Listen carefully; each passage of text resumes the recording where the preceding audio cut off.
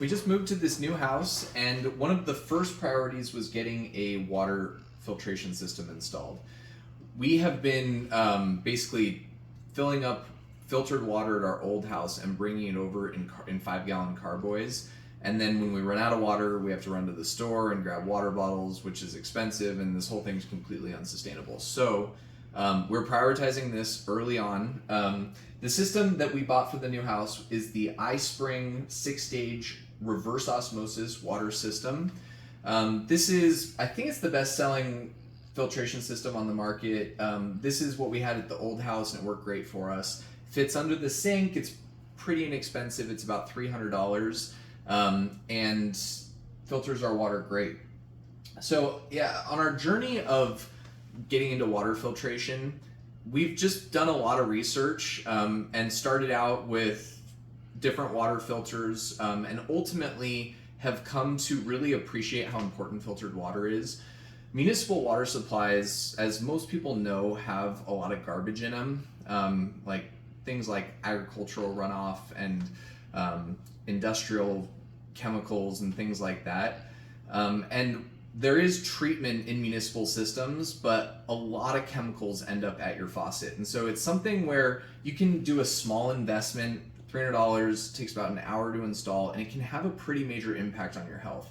So over time, we ended up just deciding that we're going to start filtering our water and bringing it with us. So now we're kind of those people who carry their own water. But I think I would encourage people to do their own research. Look up what's in your own municipal water supply. We ended up going with a reverse osmosis system because it's the system that is going to really take everything out of your water, effectively everything out of your water, including even really, really small compounds like fluoride, which will make it through most other systems. So I'm going to talk through the 6 stages, why we went with this 6-stage system, and then we'll talk about the process of installing it. So the first stage on a 6-stage system is just going to be a particle filter. That's going to take out the biggest particulates, things like rust, dirt, silt that is just within the pipes. And then as you go, the particulates are going to get smaller and smaller that it's filtering out. So the next 2 stages are carbon filters, starting with granulated carbon and then fine carbon, which are going to take things like chlorine and things that you can taste and smell. And if you can taste and smell, it's probably not something that you should be consuming. The 4th stage is reverse osmosis. And the thing with reverse osmosis is that it's actually a membrane, it's not a filter. And so what actually passes through the membrane, like I said, is pretty close to pure H2O. A lot of water actually gets rejected out of the membrane. So about 1/3 of the water makes it through the membrane and 2/3 gets kicked out. And that actually gets drained away. So that's why we wouldn't want to install an RO system on a whole house, because it would end up kicking a lot of waste out. You can recapture that water if you want to use it for gardening or other things like that. We don't, so I'm going to be installing it into our drain, and I'll show you how to do that, the way that we're going to configure our system. The 5th and 6th stage, the difference between a 5 and a 6-stage water filtration system is remineralization, which is the 6th stage. Pure H2O is a little acidic, and if you drink just spring water or well water, it's going to have natural minerals in it, which is going to make it more alkaline. It tastes better, and it's good for you to, it's one way to get minerals in your diet. So we choose to do that. That's the 6th stage in the water filtration system. The iSpring is a really easy system to install, and that's one of the main reasons why I like it. There's really 3 to 3.5 steps in installing it, and it comes with all the parts to do it. So the first step is the supply line. So you basically tap into the supply line, unscrew the cold water supply on the back of your sink, install the T that comes with the kit, and then you bring water into the system. The second step is going to be installing the faucet. I'm going to show you how to do that on a granite countertop, but you can install this on any type of countertop. The third step, as I mentioned, coming off of the 4th filter, which is going to be the reverse osmosis, is going to be installing a drain saddle, which we are going to install right into the drain under our sink. And then I wouldn't call it a 4th step. but it's tapping into the water reservoir. So it's pretty simple. You just run a line to the reservoir. The reason why these systems have a reservoir is that pressurizes the system and it gives you on-demand supply. This is a 3-gallon reservoir, and the system actually has a pretty low water pressure without the reservoir. As you install this, you kind of have normally about 50 psi coming into the system, and it's just a drizzle coming out of the system. So having the reservoir, and there's a bladder in here which is going to repressurize the system, is going to basically give you on-demand water whenever you need it. I kind of skipped over the 5th stage in the water filtration system. This is also a carbon filter, and honestly, it's mainly a carbon filter for the reservoir, just in case any particulates coming off of like the rubber bladder in here were to leach into your system. It's basically polishing off the remaining part of your system. But this is after you've already come off reverse osmosis. So if you're wondering why there's a 5th and 6th stage after reverse osmosis, it's really a filter for the reservoir. So we're going to jump in and install this. It's going to be really easy to do, and I would encourage everyone to look into installing reverse osmosis systems in your house.